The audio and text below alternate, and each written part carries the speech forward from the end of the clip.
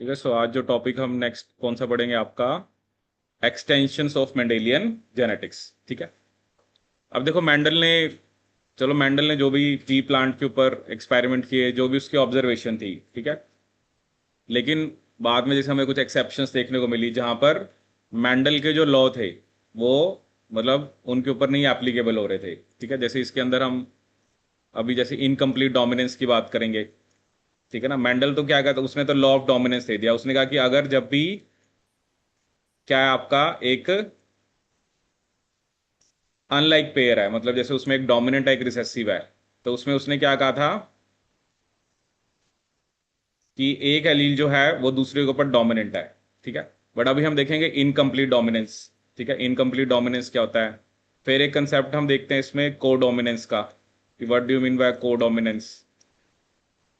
को डोमिनेंस का मतलब क्या होता है कि जब जो भी आप दो एलील्स के बारे में मतलब कोई भी ऐसी दो एलील हैं, मान लो उसमें कोई डोमिनेंट रिसेसिव रिलेशनशिप ही नहीं है, दोनों एक्सप्रेस कर रही हैं। ठीक है। फिर इसमें जैसे एपिस्टेसिस होता है, एपिस्टेसिस के बारे में हम पढ़ेंगे। Epistasis generally non allylic interaction होती है। एपिस्टेसिस का मतलब क्या होता है, नॉन एलिलिक इंटरेक्शन। एपिस्टेसिस का क्या मतलब होता है आपका, non allylic interaction. Non allylic interaction. ठीक है। इसके अलावा जैसे लिंकेज एंड क्रॉसिंग ओवर, तो इन सब की मेंडल ने बात नहीं की थी। इनकम्प्लीट डोमिनेंस हो गया, को डोमिनेंस हो गया, epistasis, linkage and crossing over. ठीक है। तो अभी हम फिलहाल पहले इनकम्प्लीट डोमिनेंस और को डोमिनेंस का कंसेप्ट पढ़ेंगे। ठीक है। अब देखो इनकम्प्लीट डोमिनेंस का क्या मतलब है, इसको समझते हैं। ठीक है। जैसे अब यहाँ पर हमें एक एग्जांपल दे रखा है। सो इसमें जैसे आपको क्या शो कर रखा है कि जो कैपिटल डब्ल्यू है वो कैसा है, रेड। और स्मॉल डब्ल्यू कैसा है, वाइट। ठीक है। अब जब अगर हम कैपिटल डब्ल्यू को स्मॉल डब्ल्यू से कराएंगे तो जीनोटाइप क्या आएगा, कैपिटल डब्ल्यू स्मॉल डब्ल्यू, जैसे कि हमने नॉर्मली मेंडेलियन जेनेटिक्स में देखा है। अब according to law of dominance ये कैसा आना चाहिए था, रेड। बट ये कैसा है आपका, पिंक। ठीक है। ये कैसा है, पिंक। तो ये क्या शो कर रहा है आपका, इनकम्प्लीट डोमिनेंस। ठीक है। अब देखो यहां पर क्या लिखा है, an allele is dominant if it has the same phenotypic effect in heterozygotes as in homozygotes। ठीक है। तब आप उसको डोमिनेंट बोलते हो। दैट इज अगर कैपिटल ए स्मॉल ए है और कैपिटल ए है, वो फिनोटिपिकली इनडिस्टिंग्विशेबल है, कि दोनों में कोई फर्क नहीं है। Sometimes however a heterozygote has a phenotype different from that of either of its associated homozygotes. ठीक है। जैसे अब जो भी आपने जैसे कैपिटल डब्ल्यू लिया, तो डोमिनेंस के हिसाब से तो कैपिटल डब्ल्यू तो रेड है, तो कैपिटल डब्ल्यू स्मॉल डब्ल्यू भी रेड होना चाहिए था, बट वो आ रहा है पिंक। ठीक है। जैसे एग्जांपल यहां पर क्या दिया उसने, फ्लावर कलर इन स्नैपड्रैगन, या जिसको आप एंटीरिनियम मेजस या इसको हम डॉग फ्लावर भी बोलते हैं। ठीक है। वो कह रहा है कि जो वाइट एंड रेड वेराइटीज हैं are homozygous for different alleles of a colour determining gene. When crossed, they produced heterozygotes which that have pink colors. उनका कलर क्या था, पिंक था। ठीक है। So the allele for red color is therefore said to be incompletely or partially dominant over the allele for white color। तो वो क्या आपका, इट इज इनकम्प्लीटली डोमिनेंट। ठीक है। अब देखो इसको हम एक्सप्लेन कैसे करते हैं। जैसे इसको आप एक्सप्लेन कैसे करोगे, जैसे मान लो यहां पर उसने लिखा है एक एलील को क्या लिखा है, कैपिटल डब्ल्यू। ठीक है। और दूसरी को उसने क्या लिखा है, स्मॉल डब्ल्यू। ठीक है।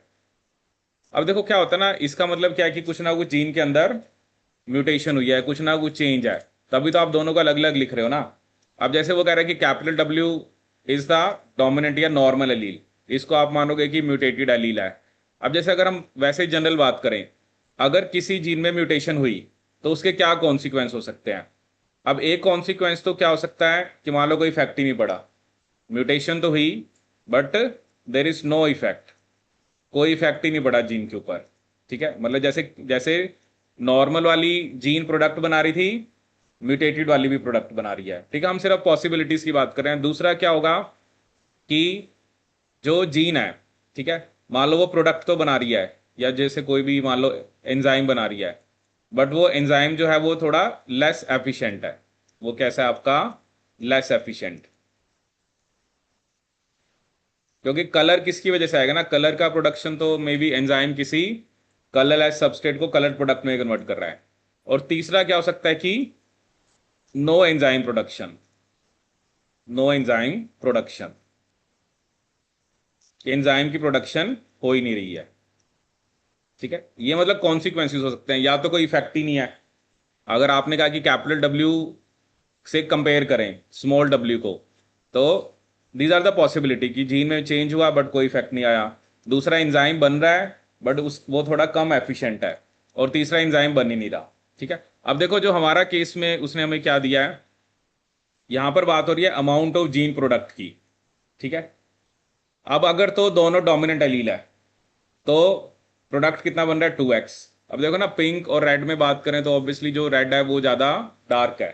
ठीक है ना, ज्यादा डार्क तभी दिखेगा जब मे बी पिगमेंटेशन ज्यादा हो रही है। अब इसके अंदर जीन प्रोडक्ट बन रहा है 2x और इधर बन नहीं रहा, और कैपिटल डब्ल्यू स्मॉल डब्ल्यू में x। इसका क्या मतलब हुआ कि जो कैपिटल डब्ल्यू स्मॉल डब्ल्यू में चेंज हुआ है उसमें जो म्यूटेशन हुई है, तो वो प्रोडक्ट बना ही नहीं रहा है। इसकी वजह से हमें क्या देखने को मिल रहा है? जो हमें डिफरेंट फिनोटाइप देखने को मिल रहे हैं, that is due to the differences in the amount of product. ठीक है, इधर तो प्रोडक्ट बन ही नहीं रहा, इधर 2x बन रहा है क्योंकि इसके अंदर दो एलील है, इसके अंदर एक ही एलील है। क्योंकि इस फिनोटाइप के लिए दोनों एलील होनी चाहिए, तभी आपको ये फिनोटाइप देखने को मिलेगा। ठीक है, so the most likely explanation is that intensity of pigmentation in the species depends on the amount of product specified by the colour gene, कि कितना प्रोडक्ट बन रहा है। ठीक है ना, मतलब वही है, कोई जीन का प्रोडक्ट होगा जो एंजाइम बनाएगा, एंजाइम फिर आगे पिगमेंट बनाएगा, पिगमेंट ज्यादा बनेगा तो आप कह रहे हो रेड कलर आ रहा है, पिगमेंट कम बन रहा है तो फिर आपका पिंक कलर आ रहा है। तो इसे हम क्या बोलते हैं? आपका इनकम्प्लीट डोमिनेंस। अब ये एक्सटेंशन होगी ना, क्योंकि मैंडल ने तो इसकी बात ही नहीं करी थी। ठीक है, देखो मैंडल का जो वर्क था वो सिर्फ पी प्लांट के ऊपर था। ठीक है, अब ये कहना कि जो पी प्लांट पे जेनेटिक्स के प्रिंसिपल लग रहे हैं, आप ऐसा नहीं कह सकते ना कि वो हर जगह एप्लीकेबल है। ठीक है, हर जगह थोड़ा एप्लीकेबल है। उसने पी पे काम किया, जो उसने लॉ दिए वो पी प्लांट पे एप्लीकेबल हो रहे थे, लॉ ऑफ डोमिनेंस भी चल रहा था, सेग्रीगेशन भी। और बाय चांस या जो भी उसने करेक्टर्स लिए डायहेब्रिड क्रॉस के लिए, वो अलग अलग क्रोमोसोम्स के ऊपर थे। ठीक है, क्योंकि अगर लिंकेज होती है फिर आपको वो 9331 देखने को नहीं मिलेगा। ठीक है, वो आगे भी आएगा। ठीक है, तो incomplete dominance is one of the extension of Mendelian genetics. तो इसके अंदर, अब इसके अंदर वही है ना, जैसे आप अगर यहाँ पर अगर आप देखो, जैसे कैपिटल डब्ल्यू को आपने स्मॉल डब्ल्यू से कराया, तो F1 क्या आएगा? Capital W small W. ठीक है, तो ये रेड था, ये वाइट, और ये कैसा है आपका? पिंक। अगर हम कैपिटल डब्ल्यू स्मॉल डब्ल्यू को अब हम क्या कराएं? सेल्फिंग। अगर हम इसकी क्या कराएं? सेल्फिंग। तो ये capital W small W, capital W small W, तो यहां पर क्या आएगा? Capital W capital W, capital W small W, capital W small W, small W small W. अब यहां पर जीनोटिपिक और फिनोटिपिक रेशियो सेम आएगी, क्योंकि जीनोटिपिक तो चलो वैसे ही वही आ रही है, बट फिनोटिपिक भी यहाँ पे सेम है, क्योंकि एक रेड होगा, टू पिंक होंगे, वन वाइट होगा। तो जीनोटिपिक रेशियो यहाँ पे 1:2:1 है, वो तो चलो नॉर्मल भी आई थी, बट यहाँ पर हमारी फिनोटिपिक रेशियो भी क्या होगी आपकी? सेम होगी। फिनोटिपिक रेशियो भी क्या होगी आपकी? सेम। दैट इज 1:2:1, कि वन रेड है, टू पिंक है, वन क्या आपका? वाइट। ठीक है, so this is a concept of incomplete dominance. ये हमने किसकी बात करी? Incomplete dominance. आया समझ में ये? तो ऑब्वियसली यहां पर जो मैंडल, यू कैन से कि जो मैंडल का लॉ ऑफ डोमिनेंस था वो यहां पर ओबे आपका नहीं हो रहा है। ठीक है, तो ये आपको इसके अंदर बेसिकली ध्यान रखना है। ठीक है, अब नेक्स्ट हम इसमें क्या देखेंगे आपका? कोडोमिनेंस। नेक्स्ट हम किसके बारे में डिस्कस करेंगे? कोडोमिनेंस। अब कोडोमिनेंस के अंदर जो एग्जांपल यहां पर हम लेंगे, that is of human blood group. ठीक है, यहां पर हम किसका एग्जांपल लेंगे? Human blood group, which is basically also an example of, जिसमें हम मल्टीपल एलील्स की बात करते हैं। किसकी बात करते हैं? मल्टीपल एलील्स की। जैसे I A, I B and small I, I A, I B and small I. तो यहां पर कितनी अलील है आपकी? 3 अलील्स हैं। ह्यूमन ब्लड ग्रुप में कितनी अलील है आपकी? 3। ठीक है। अब यहां पर देखो, उसने हमें क्या बताया कि जो जीन्स रिस्पॉन्सिबल होती हैं, जो ए या बी एंटीजेंस बनाते हैं, उसको हम आई से डोनेट करते हैं। तो यहां पर 3 एलील हैं, I A, I B and small I. I A specifies the production of a antigen, IB allele specifies the production of B antigen. ठीक है। However, the small I allele does not specify any antigen. ठीक है। तो यहां पर जो possible genotypes अभी हम लिखेंगे कि 6 पॉसिबल जीनोटाइप्स आते हैं और 4 डिस्टिंग्विशेबल क्या आते हैं आपके? Phenotypes, A B and O blood groups. ठीक है। जैसे देखो, ये हम एक टेबल दे रखी है। अब या तो आई ए और आई ए स्मॉल आई। ठीक है। तो ब्लड ग्रुप क्या आएगा? ए। अब जिसका ब्लड ग्रुप ए होता है उसमें ए एंटीजन है, बी एब्सेंट है। ठीक है। या जैसे इसमें आप एंटीबॉडीज भी लिख सकते हो, जिसका जिसका ब्लड ग्रुप ए होता है उसके अंदर एंटीबॉडीज किसके अगेंस्ट होती हैं? बी के। ठीक है ना। यहाँ पे जैसे एंटीबॉडी का भी हम लिख सकते हैं कि एंटीबॉडीज कौन सी होती हैं। तो जिसका ब्लड ग्रुप ए है उसके अंदर एंटीबॉडीज किसके अगेंस्ट होती हैं? बी के, एंटी बी। अगर जीनोटाइप आई बी और आई बी स्मॉल आई है तो ब्लड ग्रुप क्या होगा? बी। इसमें ए एंटीजन क्या होगा आपका? एब्सेंट होगा, और बी एंटीजन प्रेजेंट होगा। तो लेकिन इसके अंदर एंटीबॉडीज किसके अगेंस्ट होंगी? ए के। ठीक है। अब ए और बी, एक्चुअली यही एग्जांपल है ना कोडोमिनेंस का, क्योंकि इसमें ए और बी दोनों एक्सप्रेस कर रही हैं। कोडोमिनेंस का मतलब क्या होता है? When there is no dominant, when there is no dominant recessive relationship between, when there is no dominant recessive relationship between set of alleles, between set of alleles, तो उसे हम क्या बोलते हैं? आपका कोडोमिनेंस। जब एलील्स के बीच में डोमिनेंट रिसेसिव रिलेशनशिप नहीं है तो उसे हम क्या बोलते हैं? आपका कोडोमिनेंस। अब देखो ना, इसमें ए और बी मतलब दोनों एक्सप्रेस कर रहे हैं। ठीक है। अब इसमें एंटीजन ए भी है, बी भी है, तो इसमें कोई एंटीबॉडी नहीं होती, नो एंटीबॉडीज। ठीक है। तभी इसे हम क्या बोलते हैं? यूनिवर्सल रेसिपिएंट, क्योंकि इसके अंदर कोई भी एंटीबॉडी आपकी नहीं है। Universal recipient.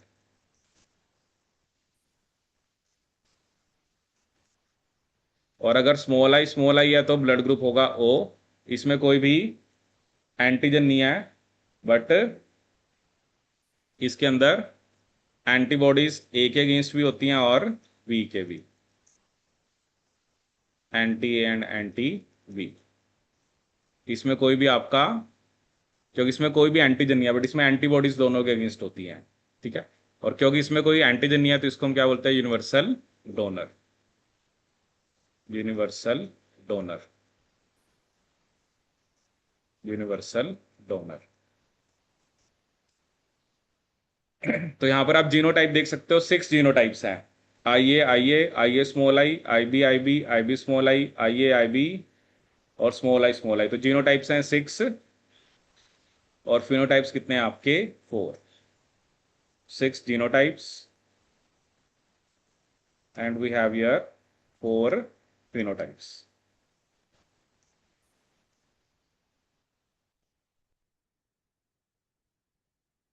6 genotypes and 4 phenotypes.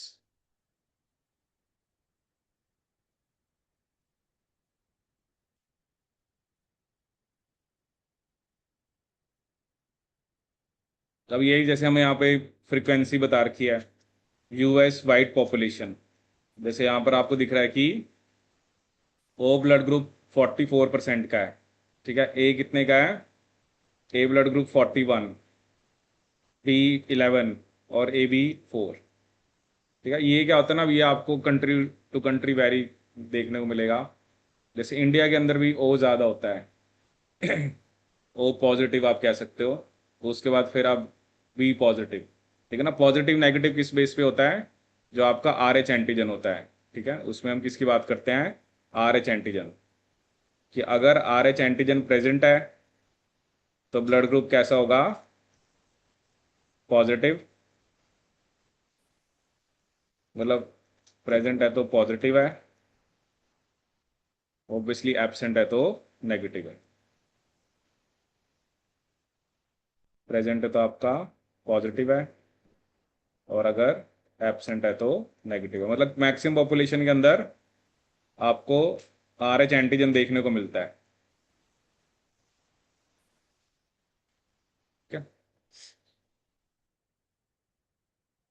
ये देखो, मैंने आपको जब हमने लिपिड्स पढ़ा था तब भी मैंने आपको ये बताया था, क्योंकि ये जो ब्लड ग्रुप डिफरेंट होते हैं इसके पीछे क्या रीज़न होता है।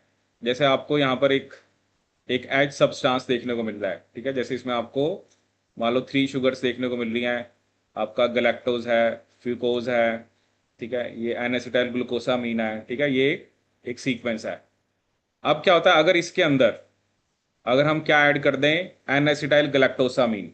यहाँ पे लिखा ना, जो आई ए एलील होती है, it directs the addition of N acetyl galactosamine to the H substance. जैसे इसके अगेंस्ट तो एंटीबॉडी है नहीं, अगर एन एसिटाइल गलेक्टोसामीन ऐड कर दिया तो कौन सा एंटीजन बन जाता है? ए।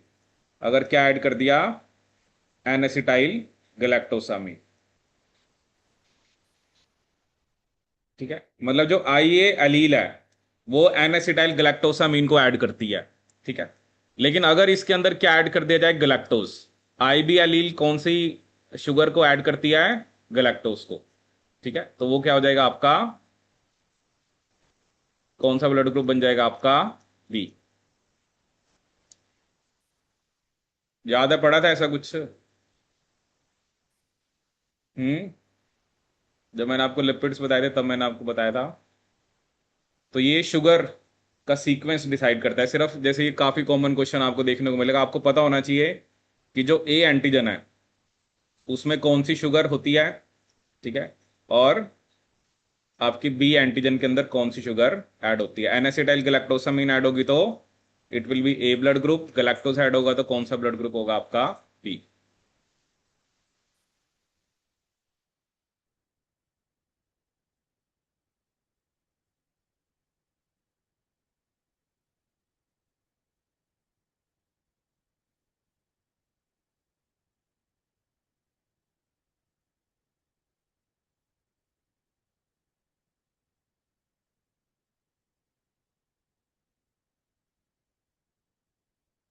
अब ठीक है, अब जैसे इसके अंदर हम एक जैसे केस लेके चलते हैं कि जब पेरेंट्स के ब्लड ग्रुप की बात करें, ठीक है, जैसे अगर मदर या फादर, मदर का मान लो ब्लड ग्रुप ए है और फादर का बी है, ठीक है, तो ऑब्वियसली ओ ब्लड ग्रुप तभी आएगा जब दोनों हेट्रोजाइगस होंगे। जैसे मदर का ब्लड ग्रुप आपने ए ले लिया, ठीक है, it has to be heterozygous, और फादर का बी है, इस केस में बच्चे का ब्लड ग्रुप जो है वो ओ आ सकता है, ठीक है ना। अगर आप दोनों में से एक का होमोजाइगस ले लोगे तब कभी भी ओ ब्लड ग्रुप नहीं आएगा, ठीक है। तो ऑब्वियसली इस केस में अगर हम देखें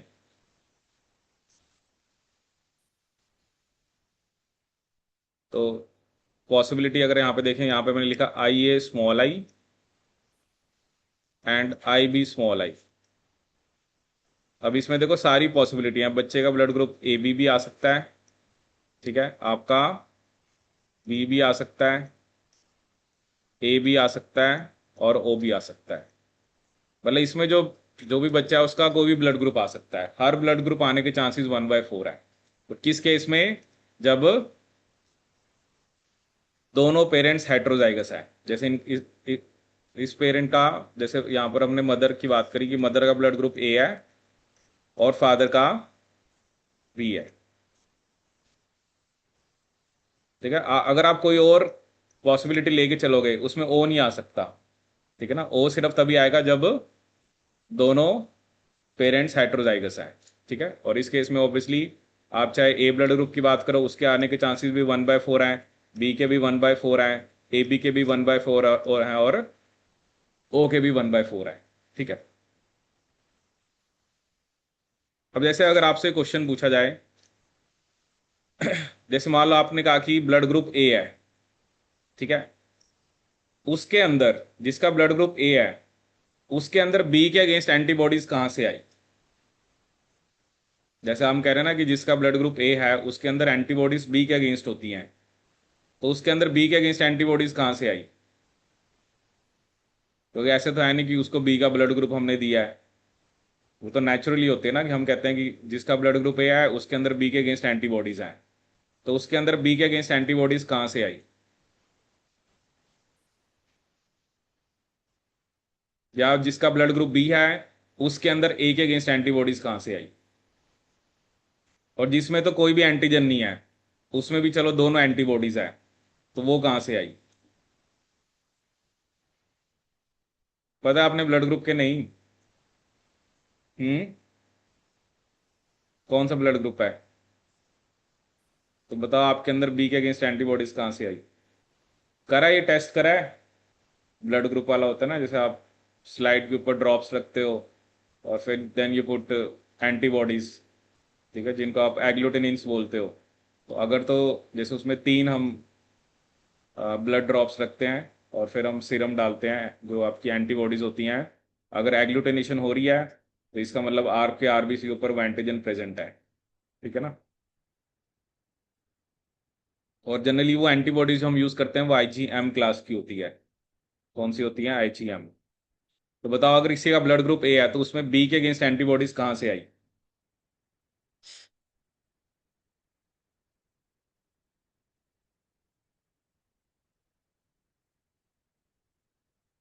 सोच तो ऐसे रहे जैसे सोचने से आ जाएंगी। हैं? आ जाएंगी सोचने से। देख लो, आप जिसको अपना ब्लड ग्रुप पता है, जैसे कह रहे हैं ए है, तो आपके अंदर बी के अगेंस्ट एंटीबॉडीज हैं। अब क्वेश्चन ये पूछा जा रहा है कि बी के अगेंस्ट एंटीबॉडीज आई कहाँ से?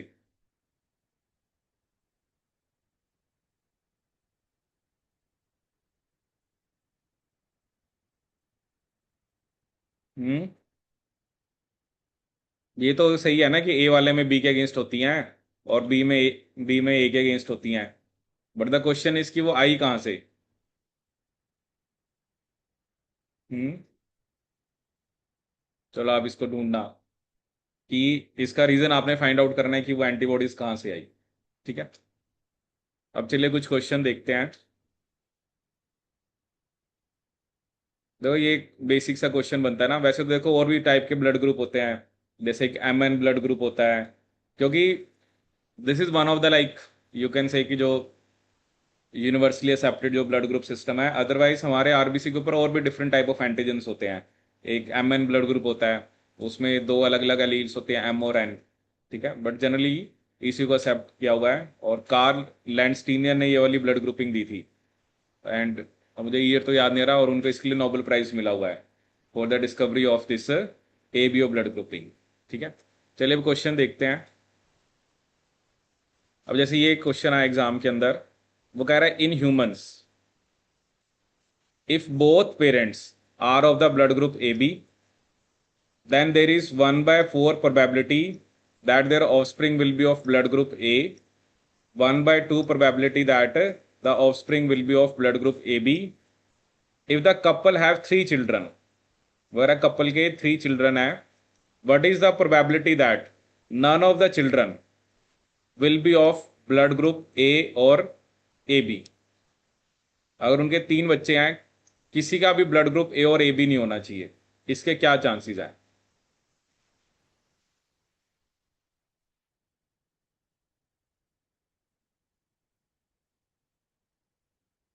करिए इस क्वेश्चन को। चलिए देखते हैं इस क्वेश्चन को। अब देखो दोनों पेरेंट्स के ब्लड ग्रुप क्या है? A B. तो ऑब्वियसली अगर हम यहाँ पर पॉसिबिलिटीज बनाएं कि क्या क्या पॉसिबिलिटी आ सकती हैं,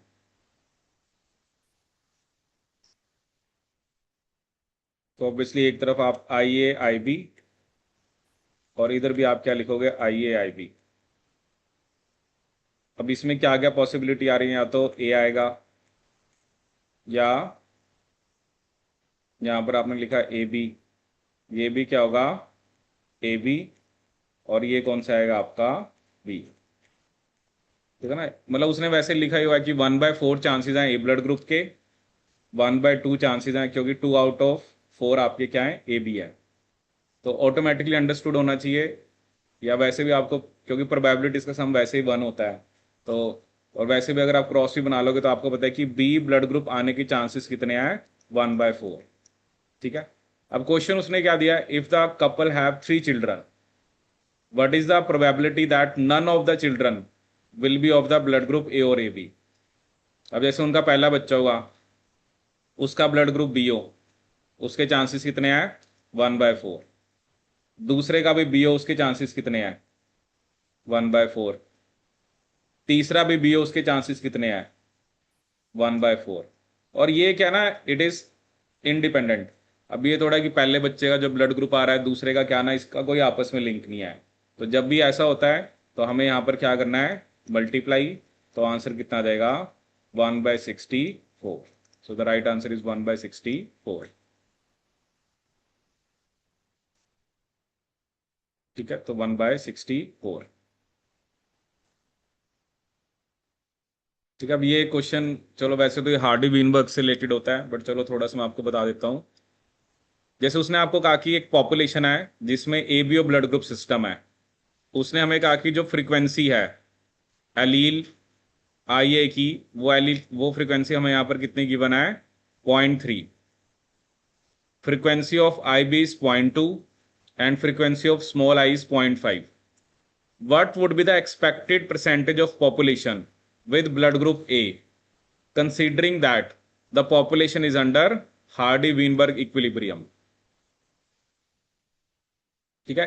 अब देखो हार्डी वीनबर्ग के अंदर जैसे यहां पर, क्योंकि एलील 3 है, ठीक है ना, जैसे क्या होता है, अगर तो 2 एलील होती हैं तो आप सिंपली क्या लिखते हो, P+Q का square is P² plus 2PQ plus Q²।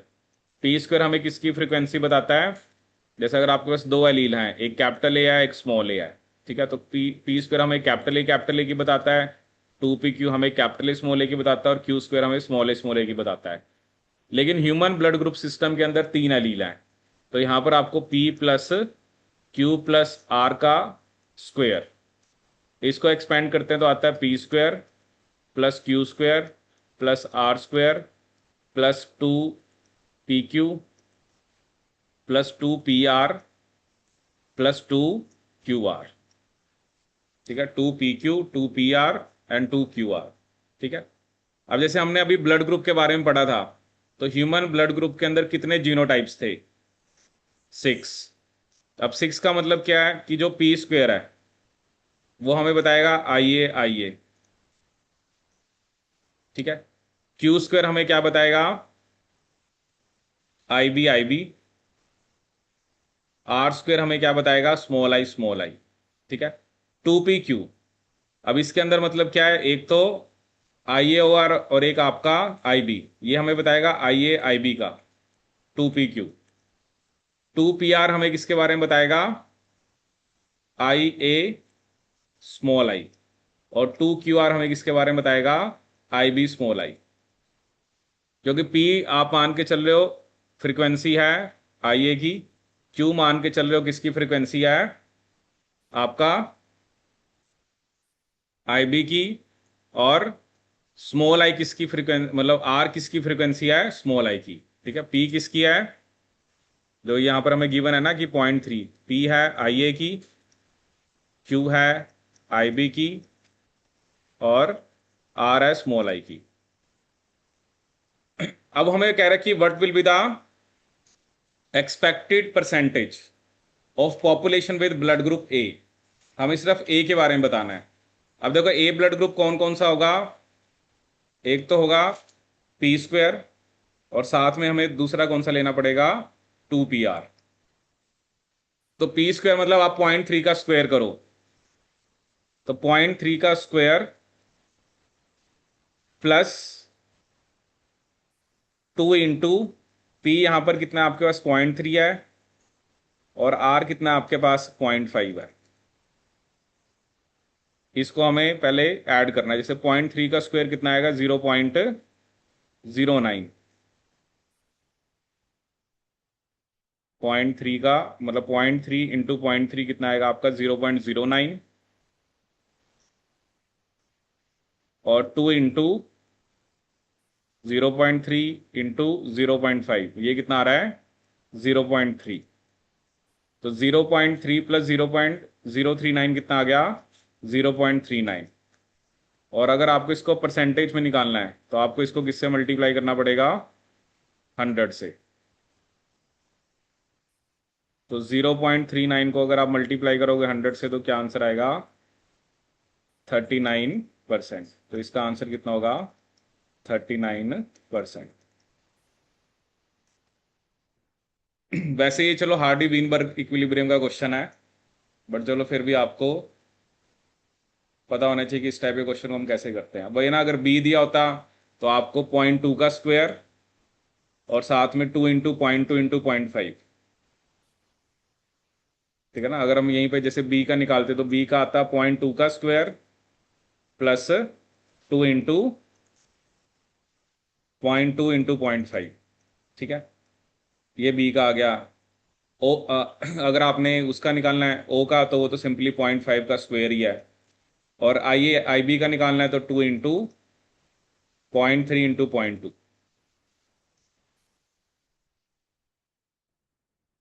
जैसे अब देखो टोटल वैसे भी 100% आ रहा है, क्योंकि टोटल 100 बनना चाहिए ना। जैसे 0.2 का स्क्वायर तो 0.04 हो गया, और 2 इंटू 0.2 इंटू 0.5 प्लस 0.04 इंटू 100, मतलब 24% ही आ गया, ठीक है। अब 0.5 का स्क्वायर है तो वो 0 पॉइंट कितना हो जाएगा आपका, 0.5 इंटू 0.5, 0.25 इंटू 100, 25% ही हो गया। और 2 इंटू 0.3, 0.3 इंटू 0.2 इंटू 2, ये आ रहा है 12%। तो 39 प्लस 24 कितना होगा, 63। 63 प्लस 25, 88। 88 प्लस 12, 100%। तो सारे ब्लड ग्रुप आ गए ना आपके। जैसे उसने हमसे सिर्फ ए का पूछा था, क्योंकि ए और बी के अंदर आपको आई ए भी मानना पड़ेगा। अब वह है ना, कई बार बच्चा सिर्फ 0.3 का स्क्वायर करेगा, उसको 100 से मल्टीप्लाई करेगा, आंसर लगा के आ जाएगा 9%। जब ए ब्लड ग्रुप है तो आपको आई ए भी मानना पड़ेगा, और स्मॉल आई भी कंसीडर करना पड़ेगा, ठीक है। क्योंकि उसने हमें सिर्फ एलील की फ्रिक्वेंसी बता रखी है। अब एलील की फ्रिक्वेंसी मतलब कि वो आप जिस भी पॉपुलेशन को स्टडी कर रहे हो उसमें एलील की फ्रिक्वेंसी कितनी है। अब जो स्मॉल आई है वो भी तो ए ब्लड ग्रुप है ना, तो उसमें है और स्मॉल है, और उसने हमसे सिर्फ ए का पूछा था। उसने हमसे सिर्फ कौन से ब्लड ग्रुप का पूछा था, ए का। आया समझ में कि नहीं। अगर दो एलील होती हैं तो सिंपली पी प्लस क्यू का स्क्वायर होता है, but in case of human blood group, क्योंकि मैंने आपको पहले ही बताया कि यहाँ पर 3 एलील्स हैं, तो आपको पी क्यू और आ, यहाँ पर कितनी एलील्स हैं हमारे पास, 3 एलील्स।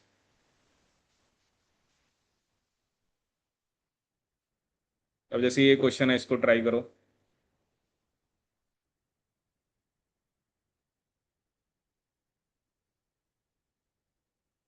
क्वेश्चन क्या दिया है, एक न्यू बॉर्न बेबी है, got mixed up with babies in a hospital. If the mother is of O blood group and is Rh positive, and father is of AB blood group and Rh negative, which of the following can be their baby? अगर mother का blood group O है और RH positive है, father का AB है और RH negative है, तो आप बताओ कि इनमें से कौन सा ब्लड ग्रुप बेबी का होगा।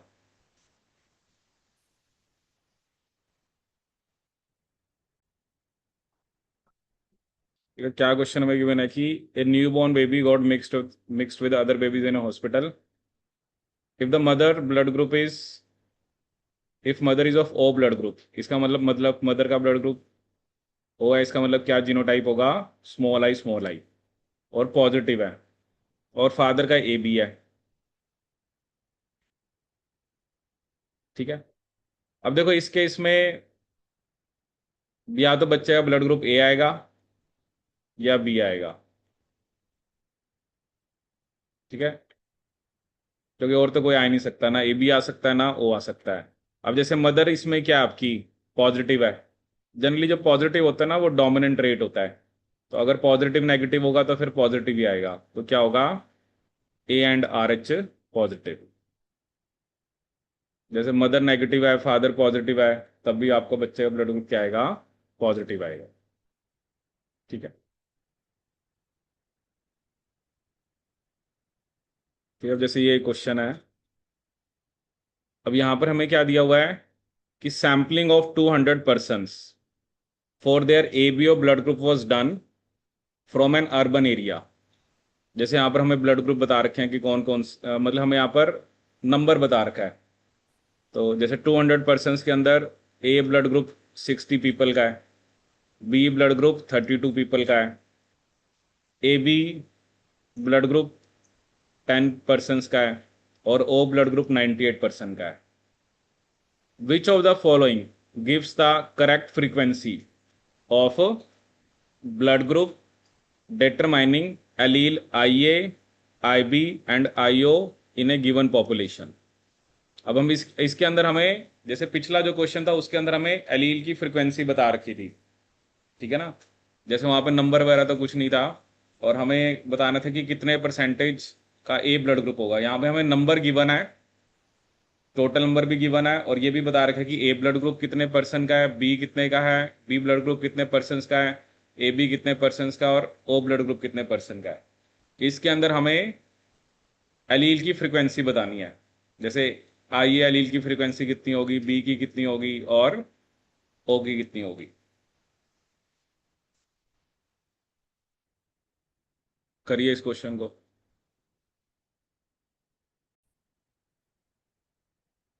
ठीक है, देखो इस क्वेश्चन के अंदर आपको नंबर गिवन है और टोटल नंबर ऑफ पर्सन बता रखे हैं। ठीक है, अब इसके अंदर आपको देखो क्या ना, आपको ये देखना पड़ेगा कि जैसे आपको फ्रीक्वेंसी निकालनी पड़ेगी कि ए ब्लड ग्रुप कितने, उसकी फ्रीक्वेंसी क्या है। तो ए ब्लड ग्रुप की फ्रीक्वेंसी निकालने के लिए आपको जितना ए का नंबर है उसको टोटल से आपने डिवाइड करना है। ठीक है, अब देखो ना ए ब्लड ग्रुप आपको पता है कि आई ए का भी होता है, आई नोट या आई ए स्मॉल आई भी उसके अंदर इंक्लूड होगा। तो 60/200 कितना आ जाएगा, 0.3। ठीक है, ऐसे आप frequency of B blood group निकालो, 32/200, ये कितना आ रहा है, निकाला ये कितना का, 0.16। ऐसे अगर आप frequency of A B blood group निकालो तो 10/200, ये कितना आएगा, 0.05। और अगर आप frequency of O blood group निकालो तो 98/200, which comes out to be 0.49। ठीक है, अब देखो क्या है ना, आपको जीनोटाइप पता है। अब ए ब्लड ग्रुप का मतलब उसके अंदर आई ए भी है और प्लस आई ए स्मॉल आई भी होगा। ठीक है, जिसका ब्लड ग्रुप बी है उसमें आई बी भी होगा और आई बी स्मॉल आई भी होगा। जिसका ब्लड ग्रुप ए बी है उसमें तो चलो आई बी आएगा, और इसमें स्मॉल आई आएगा। ठीक है, अब वही ना हमें फ्रीक्वेंसी बतानी है, जैसे हमें हमने जो पहले क्वेश्चन किया था उसमें वही था ना, P plus Q plus R. अब देखो आर तो मैं डायरेक्टली निकाल सकता हूँ क्योंकि ये तो आर स्क्वेयर है। आर स्क्वेयर मुझे कितना गिवन है, 0.49। तो आर तो सिंपली कितना आ गया, 0.7, क्योंकि ओ ब्लड ग्रुप में तो बस यही होता है ना, और तो कुछ है ही नहीं, तो आर तो 0.7 आ गया। ठीक है, लेकिन अब मुझे पी और क्यू निकालना है। ठीक है, अब इसके लिए देखो आप क्या कर सकते हो, जैसे हमें ये पता है कि अगर ये दोनों ब्लड ग्रुप है, आई ए प्लस आई ए स्मॉल आई। ठीक है, जैसे अब हम कोई भी दो एलील लेके चलते हैं, क्योंकि इसके अंदर हमें पी और क्या चाहिए होगा, आर। ठीक है, तो इसको हम क्या लिख सकते हैं, जैसे पी प्लस आर का स्क्वायर हम क्या लिख सकते हैं, ठीक है, P square plus 2pr plus R square, ठीक है। अब पी स्क्वेयर प्लस 2pr किसकी फ्रीक्वेंसी है? ए ब्लड ग्रुप की। तो इसको तो हम क्या लिख सकते हैं? 0.3। और इसको मैं क्या लिख सकता हूं? 0.49। तो ये मेरे पास पी प्लस आर का स्क्वेयर आ गया, ठीक है। पी प्लस आर का स्क्वेयर यहां पर कितना आया? 0.79। पी प्लस आर का स्क्वेयर कितना है? 0.79। अगर मुझे पी प्लस आर निकालना है तो वो कैसे आ जाएगा? अंडर रूट ऑफ 0.79, ठीक है। अब आर मुझे पता है वो 0.7 है, तो जब हमने अंडर रूट ऑफ 0.79 देखा तो ये बेसिकली आपका आता है 0.888, ठीक है। तो जब मैं इसमें से 0.888 में से 0.7 को माइनस करूंगा तो क्या आंसर आएगा मेरे पास? 0.188, विच इज बेसिकली यूर 0.19। कितना आ गया? 0.19। अब क्या ना, आपको पता है वैसे फ्रीक्वेंसी का सम 1 होता है, तो 0.49 आ गया, और इधर से हमारे पास कितना आ गया? मतलब 0.19, ठीक है। अगर अब आपको, और सॉरी इसकी 0.7 थी ना, ये एलील की फ्रीक्वेंसी हमने निकाली है, तो 0.7, ये 0.19। अब ऑब्वियसली सिर्फ हमारे पास कौन सी एलील आएगी? बी। और P plus Q plus R 1 होता है, ठीक है। वैसे तो ऐसे ही आपको उसकी भी निकालनी पड़ेगी, अगर आपने निकालनी है तो फिर उसमें आप क्या लेके चलोगे? क्यू प्लस आर का स्क्वायर। जैसे अभी मैंने ये कैलकुलेट करा ना, फिर क्यू प्लस आर का स्क्वायर, यहां पर आप क्या पुट करोगे? 0.16 प्लस 0.49। बट उसकी हमें जरूरत नहीं है, क्योंकि P plus Q plus R किसके इक्वल होता है? 1 के। पी कितना है मेरे पास? 0.19, ठीक है। क्यू मैंने निकालना है, आर कितना है? 0.7। तो यहां से क्यू कितना आ जाएगा आपके पास? 0.11। मतलब आप वैसे भी निकाल सकते हो, अगर आपको, जैसे मैंने ये निकाला है पी प्लस आर का स्क्वायर, बट उसमें आपको क्यू प्लस आर का स्क्वायर करना पड़ेगा। फिर उसके अंदर भी क्या आएगा? 0.16 प्लस 0.49, तो वो कितना आ जाएगा? 0.65 आ जाएगा। फिर उसका अंडर रूट निकालोगे, उसमें से जब आप 0.7 को माइनस करोगे तो आंसर आपके पास 0.11 आएगा।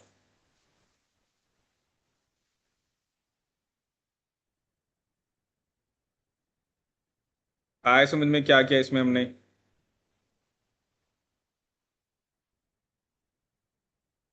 इसमें थोड़ा सा ना आपको हार्डी बीनबर्ग इक्विलिब्रियम का कंसेप्ट लगाना पड़ता है। कितना आ रहा है वैसे? अंडर रूट ऑफ 0.65 कितना आ रहा है?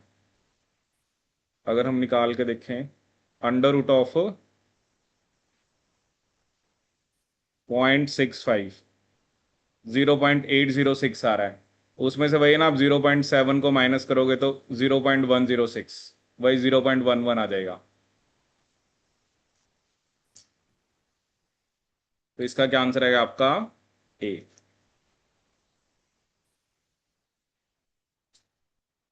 मतलब इस टाइप का क्वेश्चन भी आपको पेपर में पूछ सकता है वो। तो इसके लिए आपको पता होना चाहिए कि कैसे हमें हमें इस टाइप के क्वेश्चन का अप्रोच करना है।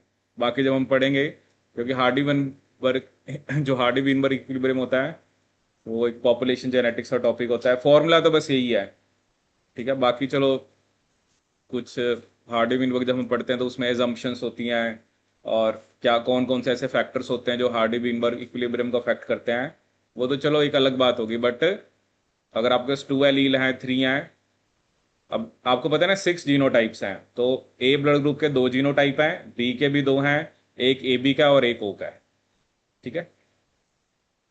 आया समझ में कि नहीं?